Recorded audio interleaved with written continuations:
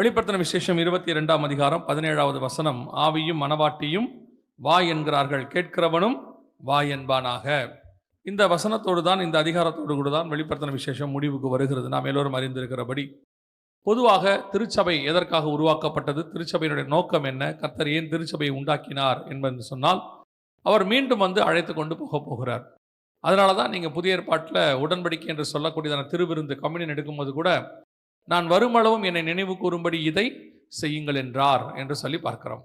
அப்படி இருக்கும் பொழுது இயேசுவின் வருகை என்பது ஒரு மூல உபதேசங்களில் ஒன்றாக மட்டுமல்ல, அதுதான் திருச்சபையினுடைய டெஸ்டினேஷன், முடிவு. அதற்காகத்தான் சர்ச், வேற எதற்காகவும் இல்லை. ஆண்டவர் தம்முடைய திருச்சபையை தம்முடைய சித்தத்துக்கு ஏற்றபடி ரெடி பண்ணி பரலோகத்துக்கு கூட்டிட்டு போறார். எஸ்தரை அவர்கள் எல்லா கன்னிகைகளோடு கொண்டு வருகிறார்கள். ஆனால் ராஜாவுடைய அரண்மனைக்கு உடனடியாக கொண்டு போகப்படவில்லை. ராஜாவுடையதான அந்த பள்ளி அறைக்கு உடனடியாக கொண்டு போகப்படவில்லை. அவளை வைத்து ஏகாவின் கரத்தில் ஒப்படைத்து 7 தாதிமார்கள் அவரை சுத்திகரித்து உருவாக்கி ராஜாவுக்கு ஏற்றபடி அவளை மாற்றுகிறார்கள். என்னென்ன விதத்தில் சுத்திகரிக்கணுமோ எல்லா விதத்திலும் சுத்திகரித்து ராஜாவுக்கு ஏற்ற மாதிரி மாத்தின பிறகுதான் அவளை கொண்டு போய் ராஜாவின் கையில் ஒப்படைக்க முடியும். ஏற்கனவே செலக்ட் பண்ணப்பட்டவங்க எல்லாமே கன்னிகைகள் தான். செலக்ட் பண்ணி தி பெஸ்ட், அந்த 127 நாட்டில் இருக்கக்கூடியதான அந்த எல்லாத்துலேயும் இருக்கிறதுலே தி பெஸ்ட்டை தான் அவங்க கொண்டு வராங்க.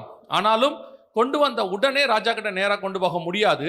அவளை ஒரு இடத்துல வைத்து, கன்னி மாடத்தில் வைத்து அவளை தயார் பண்ணி ராஜாவுக்கு ஏற்ற மாதிரி மாற்றி அதுக்கப்புறம் கொண்டு போய் தான் ராஜா கிட்ட ஒப்படைக்க முடியும். அதே காரியம்தான் இப்பொழுது திருச்சபை செய்கிறது. இப்போது திருச்சபையினுடைய வேலை என்னவென்று சொன்னால், உங்களை உலகத்திலிருந்து கர்த்தர் வேறு பிரித்து மகிமையின் ராஜாவின் கையில் கொண்டு போய் ஒப்படைக்க போகிறார். அது வரைக்கும் பரிசுத்த ஆவியானவர் உங்களை உருவாக்கி கொண்டிருக்கிறார், சுத்திகரித்து கொண்டிருக்கிறார், ராஜாவுக்கு ஏற்ற மாதிரி மாத்துறார். அப்ப இங்கே இருந்து ராஜாவுக்கு ஏற்ற மாதிரி மாறினா மட்டும்தான் அவரை சந்திக்க முடியும். இங்கே இருக்கிறதுனால மட்டும், இப்ப எஸ்தரோடு கூட அநேக கன்னிகைகள் கொண்டு வரப்பட்டார்கள். ஆனால் எல்லோரும் ராஜஸ்திரியாய் மாறவில்லை. அந்த எஸ்தருக்கும் மற்ற ஸ்திரீகளுக்கும் நிறைய வித்தியாசம் இருந்தது. எஸ்தருடைய குணாதிசயத்திற்கும் அந்த கூட வந்த கன்னிகைகளுக்கும் நிறைய வித்தியாசம் இருந்தது.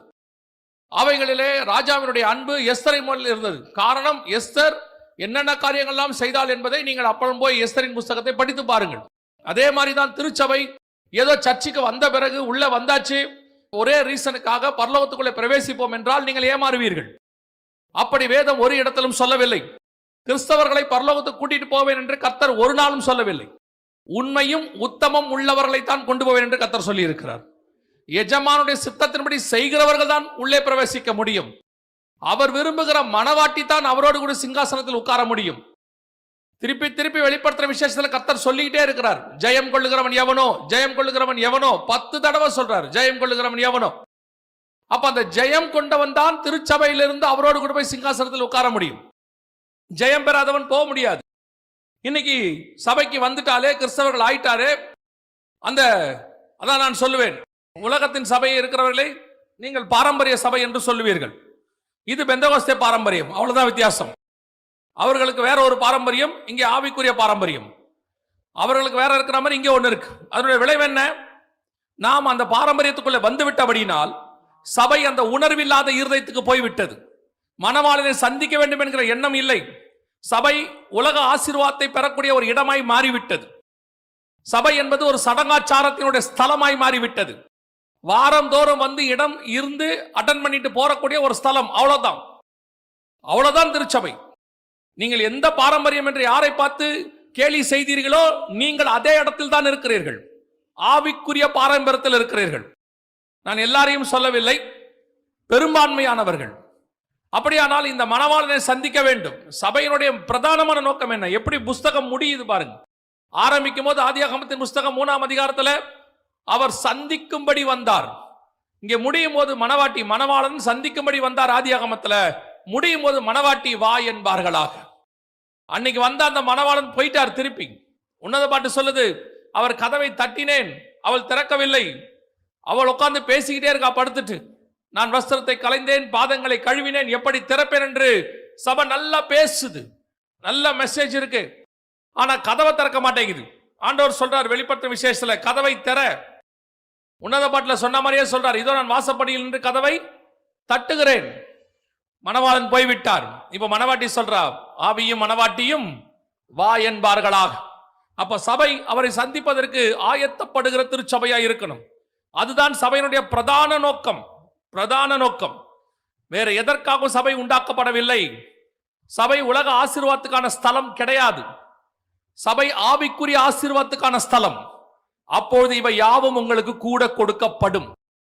இந்த கூட கொடுக்கப்படுகிற காரியத்தில் கான்சென்ட்ரேட் பண்ணிட்டு வரப்போகிற தேவனை நீங்கள் அறியாது இருக்கிறீர்கள். அதுவும் இந்த காலகட்டம் கர்த்தருக்கு சித்தமானால் வருகை நம்முடைய காலத்தில் நடக்க நிறைய வாய்ப்புள்ள காலகட்டம்.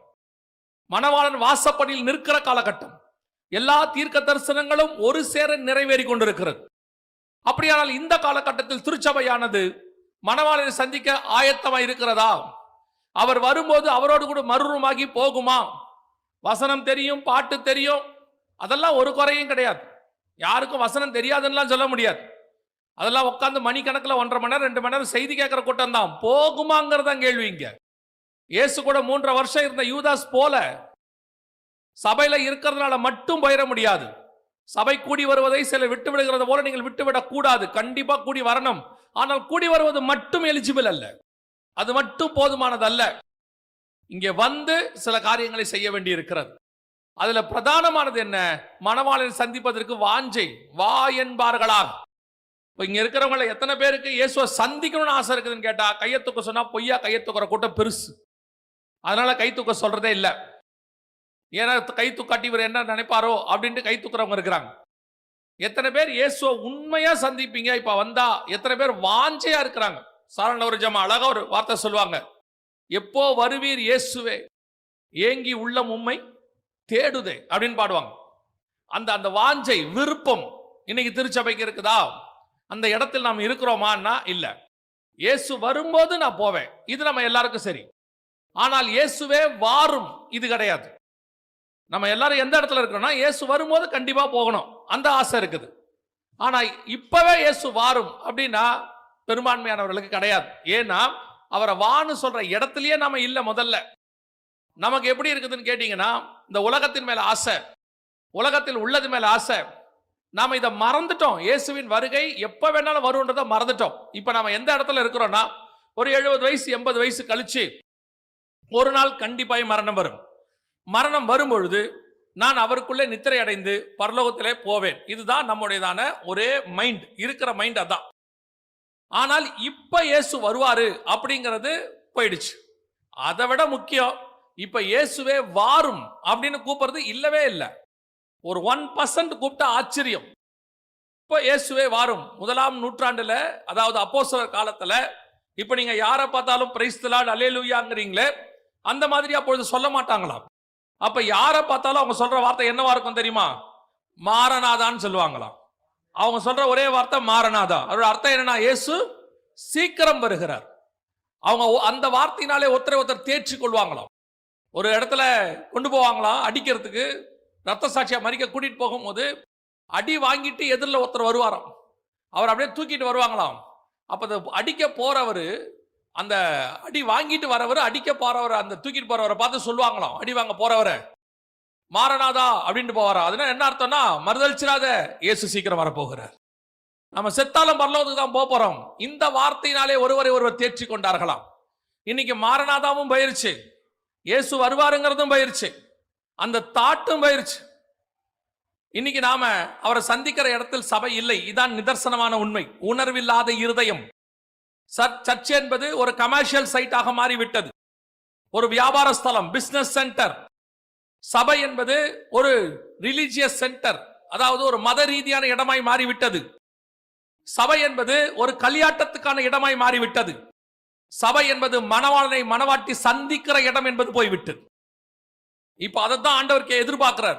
சபையை நீங்க என்ன அடையாளங்களை பார்த்தாலும், என்ன அடையாளங்களை உங்களுக்கு காமிச்சாலும், எண்ட் ஆஃப் த டே முடிவு என்ன தெரியுமா?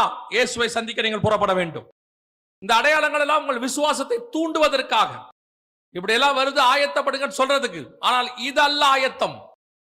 ஆயத்தம் என்பது உங்களுக்குள்ள இருக்கிறது. நீங்க என்னதான் சபை எத்தனை வருஷம் நடத்தினாலும், எத்தனை வருஷம் சர்ச்சுக்கு வந்தாலும், இயேசு வரும்போது சபை போகாவிட்டால் நீ அத்தனை வருஷம் பண்ண அத்தனையும் வீண், வேஸ்ட். எத்தனை வருஷம் நான் ஆண்டவர்கிட்ட இருக்கிறேன், எத்தனை வருஷம் ஊழியம் பண்றேங்கிறது முக்கியம் இல்ல, இயேசு வரும்போது அவரோட போவேனாங்கிறதா முக்கியம். அந்த நிமிஷம், அந்த நாள், அதான் இம்பார்ட்டன்ட். அதுக்கு ஆயத்தமா இருக்கிறோமா? அதோட பிரதானம் என்ன? அவரை எதிர்பார்த்து காத்திருத்தல், விருப்பம். பல நேரங்களிலே ஒரு சாதாரணமான மனிதர்கள் நாங்கள், நீங்களும் அப்படித்தான். நீங்கள் ஒரு இடத்துக்கு போகும்போது உங்களை ஒருத்தர் அழைத்திருந்தால் அந்த இடத்துல போய் நீங்கள் இறங்கும் போது நீங்கள் அந்த இறங்குற இடத்துல அவர் வரவேற்கும் என்று எதிர்பார்ப்பீர்கள். ஒரு கல்யாணத்துக்கு போனீங்கன்னா வாசல்ல நின்று ஒருத்தர் வரவேற்கணும். ஒரு சொந்தக்கார வீட்டுக்கு போனீங்கன்னா வாசல்ல நின்று ஒருத்தர் வரவேற்கணும். இது ஒரு எதிர்பார்ப்பு, ஒரு சாதாரண எதிர்பார்ப்பு. அப்படி வரவேற்கவில்லை என்றால் மரியாதை குறைச்சலால் நீங்கள் நினைப்பீர்கள். நான் போனேன், வரவேற்க ஆளே இல்லை, கதவு சாத்தி இருந்துச்சு, என்ன அவங்க மதிக்கவே இல்லை. இதை நம்ம ரொம்ப சாதாரணமா சொல்லுவோம். நாங்க ஒரு மீட்டிங்கு போய் இறங்குறோம்னா இறங்குற இடத்துல அந்த வரவேற்க ஆள் இல்லாட்டி எங்களுக்கு கொஞ்சம் ஒரு வார்த்தை தோணும், என்ன வர சொல்லிட்டாங்க, யாரையுமே காணுமே அப்படின்னு. ஒரு அழிந்து போகிற மனிதர்களுக்கே நம்முடைய எண்ணம் இருக்குமானால் சர்வ வல்லமையுள்ள தேவன் வரப்போகிறார். தம்முடைய ரத்தத்தால் சம்பாதித்த சபையை மீட்டு கொண்டு போவதற்காக வரப்போகிறார். தாம் முன்குறித்த மனவாட்டியை அழைத்து கொண்டு போக வரப்போகிறார். அப்படியானால் அவருக்கு எவ்வளவு பெரிய எதிர்பார்ப்பு இருக்கும், வந்து நிற்கும் போது எப்படி ஒரு எதிர்பார்ப்பு இருக்கும். அதைத்தான் இந்த வசனம் சொல்லுது, ஆவியும் மனவாட்டியும் வா என்பார்களாக. அந்த எதிர்பார்த்து காத்திருக்கிற ஒரு அனுபவம் இந்த கடைசி காலத்துல சபை அந்த இடத்தை விட்டு போயிருச்சு. எதிர்பார்த்து நிற்கிற இடத்தை விட்டு போயிருச்சு, வரவேற்கிற இடத்தை விட்டு போயிருச்சு. ஒரு 5% நான் எதிர்பார்க்கிறேன். 5% இருப்பாங்களா? நோவாவின் பேழைக்குள்ள ஒரு 8 பேர் போனாங்கன்னு இருக்கு. இன்னைக்கு ஒரு சபையிலிருந்து 8 பேர் போவாங்களா? எத்தனை பேர் சபைக்குள்ள இருக்கிறாங்கன்றது முக்கியம் இல்ல, எத்தனை பேர் சபையிலிருந்து பரலோகத்துக்கு வருவாங்கன்றதான் முக்கியம். அதுதானே முக்கியம். இன்னைக்கு எத்தனை பேர் இருக்கிறாங்க, ஆனா எல்லாருக்கும் அந்த உத்தரவாதம் இருக்குதா? உட்கார்ந்து இருக்கிற உங்களுக்கு அந்த உத்தரவாதம் இருக்கிறதா, அல்லது உங்களை நடத்துகிறவர்களுக்கு அந்த உத்தரவாதம் இருக்கிறதா? இயேசு தெளிவா சொல்றாரு, பிதாவை பார்த்து, என்னிடத்தில் கொடுத்தவர்களில் ஒருவன் கெட்டு போனான், மிச்சம் எல்லாமே பத்திரமா இருக்குன்றாரு. அந்த மாதிரி நம்மளால சொல்ல முடியுமா எத்தனை கெட்டு போச்சு, எத்தனை போகணும்? நமக்கு எல்லாருக்கும் நம்பிக்கை எல்லாம் போகணும், உட்கார்ந்து இருக்கிறவங்களுக்கு நம்பிக்கை எல்லாரும் போகணும். ஆனா உள்ளுக்குள்ள இருக்கிற எல்லாருக்கும் தெரியும் நம்ம போக மாட்டோம். அவங்களுக்கு தெரியும் நம்ம ஆயத்தப்பட்டிருக்கிறோமா இல்லையான்னு. வெளியே உலகம் நம்மை நம்பும், நாம் ஆயத்தமா இல்லையா என்பதுதான் முக்கியம். அப்ப மணவாட்டியை பார்த்து ஆண்டவர் எதிர்பார்க்கிற சுபாவம் என்ன? முதலாவதாக அவள் அந்த மணவாளனுக்காக காத்திருக்கிறவர்களாக, எப்போ வருவாரு வா என்று அழைக்கிற ஒரு சுபாவம். ஒவ்வொரு நாளும் விருப்பம் இல்லாதவர்களுக்கு ஏன் அதை செய்யணும் யோசிச்சு பாருங்க.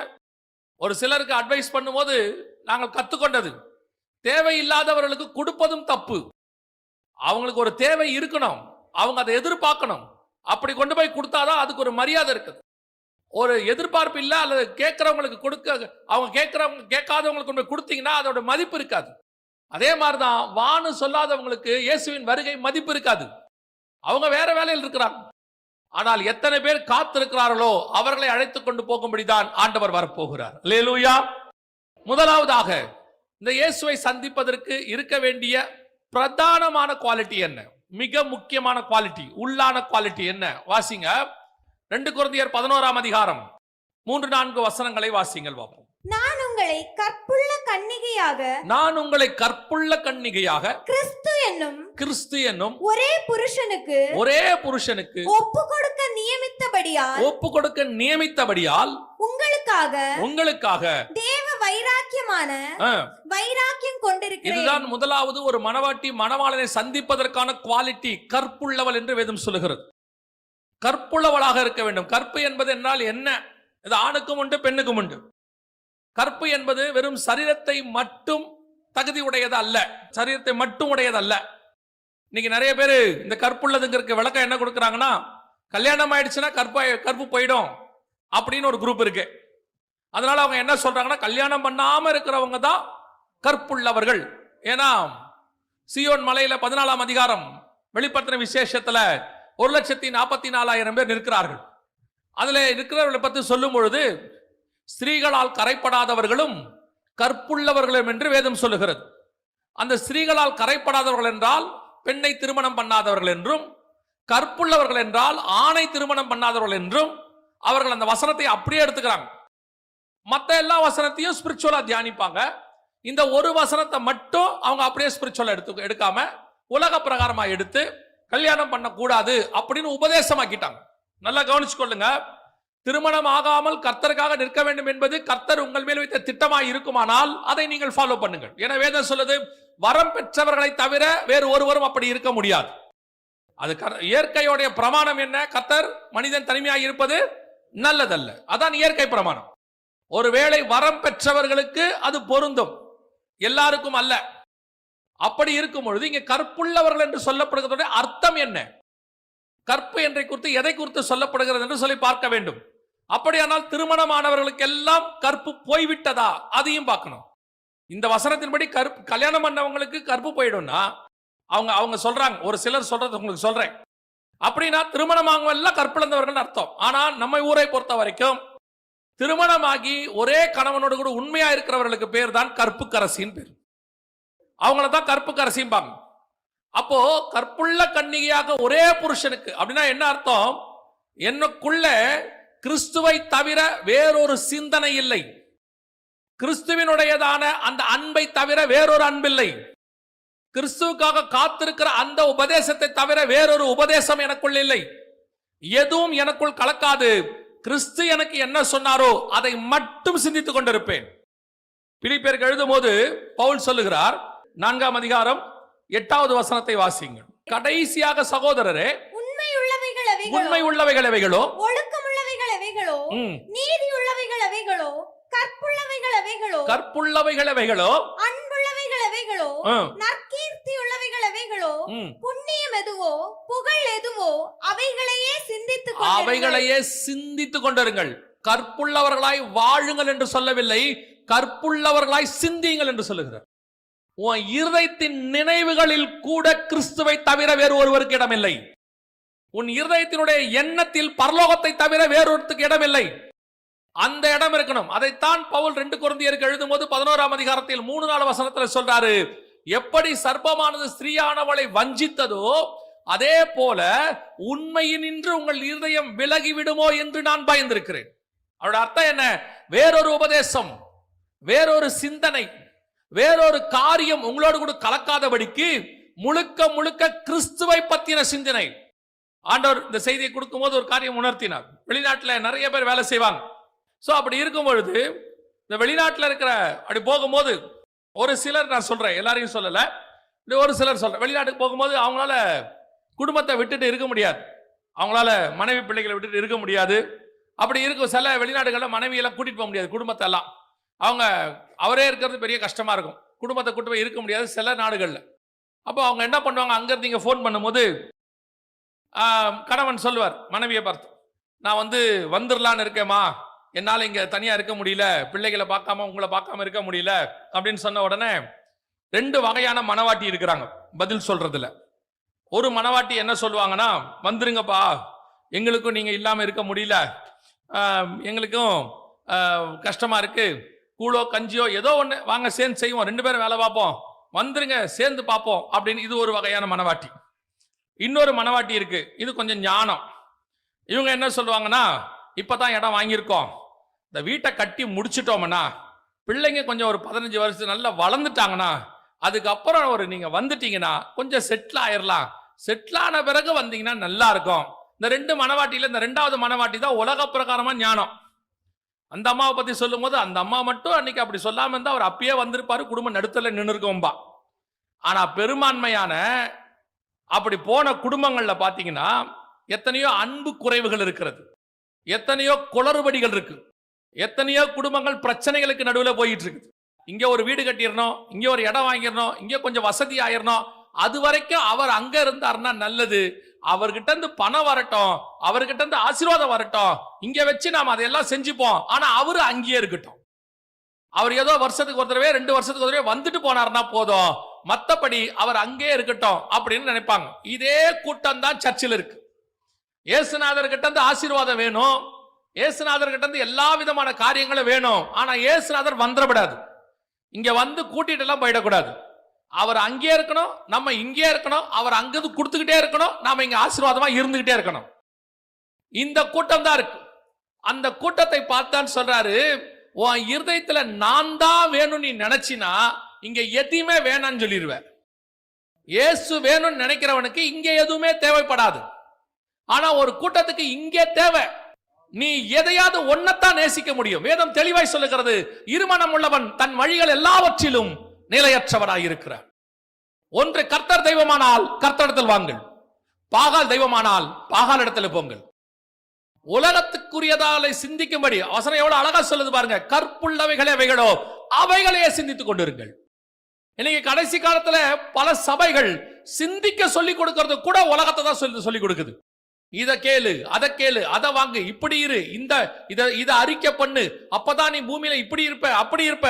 ஆண்டவர் தெளிவா சொல்றாரு, நீ ஒன்று என்னை பத்தின எண்ணத்தை வச்சுக்கிட்டு இன்னொரு காரியத்தையும் நீ யோசிச்சுக்கிட்டே இருந்தீனா கற்பில்லைங்கிறாரு. ஆவிக்குரிய கற்பு என்பது என்ன? என் தேவனை குறித்ததான சிந்தனை, பரலோகத்தை குறித்து. அதுதான் பவுல் சொல்றாரு, எனக்கு ஒன்று நியமிக்கப்பட்டிருக்கிறது. நான் பேசுறது எல்லாமே ஸ்பிரிச்சுவாலிட்டி. ஒரு கூட்டம் உட்கார்ந்து சொல்லும், பிராக்டிகலா யோசிங்க. உங்களுக்கு சொல்கிறேன், கர்த்தருக்கு முன்பாக நின்று சொல்கிறேன், இந்த உலகத்தினுடைய தேவைகள் என்னவோ அதை பரலோகம் உங்களை விட அதிக கவனமாய் உங்களுக்கு கொடுக்கும். ஏனால் உங்கள் தேவை என்ன என்பதை பரமபிதா முன்பே அறிந்திருக்கிறார். குருவிகளுக்கு போஷிக்கிறவர், பூக்களுக்கு உடுத்துவிக்கிறவர் உங்களுக்கு கொடுக்க மாட்டாரா? இன்னைக்கு என்னமோ பரமபிதாவுக்கு ஒண்ணுமே தெரியாத வாரியம். சர்வ வல்லமையுள்ள தேவன் 2 பேரை படைக்க போற தேவன், பின்னாடி சந்ததி வரப்போகிறது என்று தெரிந்த தேவன், இவ்வளவு பெரிய உலகத்தை ரெடி பண்ணி அந்த 2 பேர்கிட்ட கொடுப்பாருன்னா நீங்க 4 பேர் இருக்கிற குடும்பத்துக்கு என்ன கொடுக்கணும்னு அவருக்கு தெரியாதா? நீங்க பாருங்க, இப்ப உங்க பையன் வந்துட்டு உங்களை கேட்கிறாரு, 8வது படிக்கிற பையன், அப்பா எங்க வேலைக்கு போறீங்க, என்ன சம்பளம்? ஏண்டா? இல்ல நீங்க என்ன படிக்க சொன்னீங்க, இந்த படிக்கும் போது இவ்வளவு செலவாகுதோ, இந்த சாப்பாட்டுக்கு இவ்வளவு செலவாகுது, ட்ரெஸ்ஸுக்கு இவ்வளவு செலவாகுது. நீங்க சொல்ற வார்த்தை என்ன வரைக்கும் தெரியுமா? உனக்கு எதுக்கு இந்த கணக்கு?